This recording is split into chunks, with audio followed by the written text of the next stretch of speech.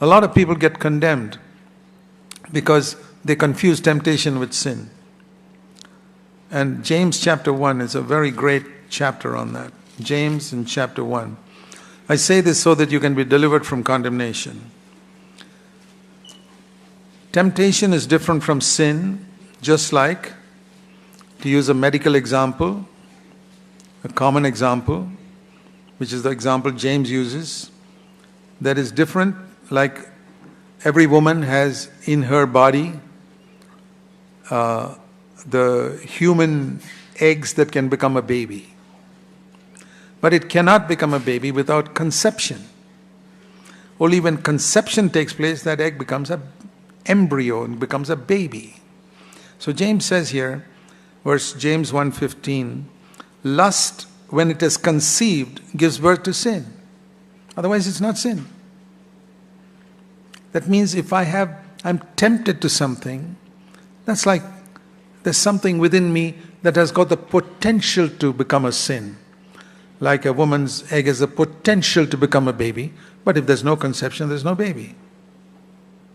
And so, for conception to take place, there must be a union of something with that egg to produce a baby. And in this case, is the union of my will. The temptation is there. Yeah, there's a potential for sin there. And my will agrees with it. Yes, I want it. My sin in my mind. But if a temptation comes into my mind, I say it's just like an egg. No baby there. I reject it. I don't want it. There's no sin. I throw it out. I heard of a sailor in the British Navy who was given a very high-ranking medal in one of the world wars because when he was traveling near a German ship, the German ship threw a grenade. You know, grenade is something that you pull out a pin. It's a bomb, but it explodes only after, say, 30 seconds or so, in which time you throw it. By the time it reaches the other ship, it explodes over there. So this German guy threw the grenade, and this brave British sailor, he knew it takes 30 seconds, he picked it up and threw it back into the German ship, and it exploded over there. And they gave him a medal for it, for being so smart. It didn't explode. So if the devil throws a grenade into my mind, which has the potential of exploding, and I throw it right back, I say, I don't want that. I'm okay. He threw it in me. There was a possibility of it exploding, but I was smart enough to quickly throw it back. But if I look at it and examine it a bit before, then you're finished. You got to be pretty quick to throw it right back. So then it doesn't explode. Then did the grenade land here? Of course it did. But I threw it right back and didn't explode. It did not become sin. So just because a thought came into your mind, you can be sitting in this church and right now have the filthiest possible thought come into your mind. You say, that's not a sin. You reject it. You say, I don't want it. I don't want it. It's not me. You rejected it in your mind immediately. You've thrown the grenade right back. There's no conception. There's no sin. Because many people get condemned on this. Oh, Brother Zach, such a horrible thought came into my mind. Why didn't you throw it right back? There'd be no sin there. You didn't. If your will didn't yield to it, you didn't conceive. See, however much a girl may be attracted to a handsome young man who's keeping on calling her, and she keeps saying no. She keeps saying no. There's no conception. She never gets a baby. But you ask that girl, did you feel attracted to him? Did you feel attracted? Yeah, boy, he was really smart and attractive. I was drawn to him. But there's no baby. So the fact that you're drawn to some sin doesn't mean you've sinned. There's an attraction. If there's no attraction, there's no temptation.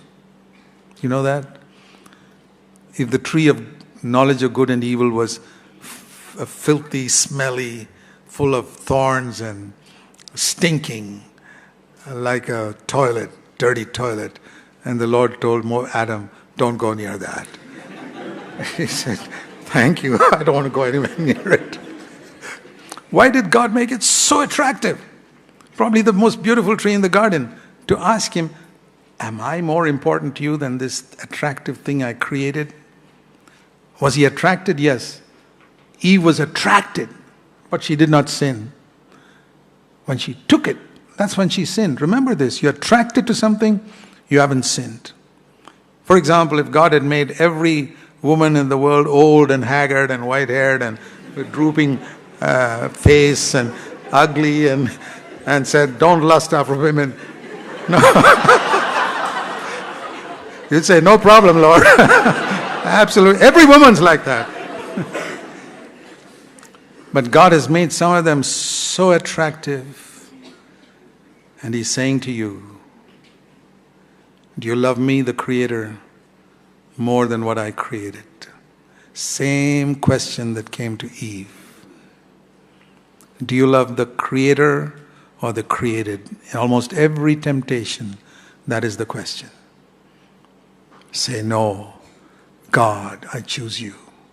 That's what you need to say. There's no concern. Are you attracted? Of course. You don't want to pretend that she's so ugly. That's a lie. How can you say a pretty woman is ugly? Oh, the sunset is so ugly. It's really beautiful. What's wrong in saying that? But don't admire it, don't look at it, because you'll be tempted. So the fact that you're attracted doesn't mean it's sin, but don't yield to it in your mind. It's very important for this. When the day I understood this, it delivered me from unnecessary condemnation. But if you're in doubt whether maybe I did yield, then ask the Lord to forgive you. But don't live in condemnation that you're tempted or you feel attracted to something. Money is very attractive. Just like the tree of knowledge of good and evil. It's one of the most attractive things on earth. And the fact that you're drawn towards it, there's nothing wrong in it. Don't do anything wrong to get it. Don't put money above God's kingdom. Keep it in its proper place under your feet. Just like gold is on the streets of heaven. I often say, if you can learn to put gold under your feet, you're ready to go to heaven as far as money is concerned. Keep it under your feet. So there's a difference between temptation and sin. Keep a good conscience.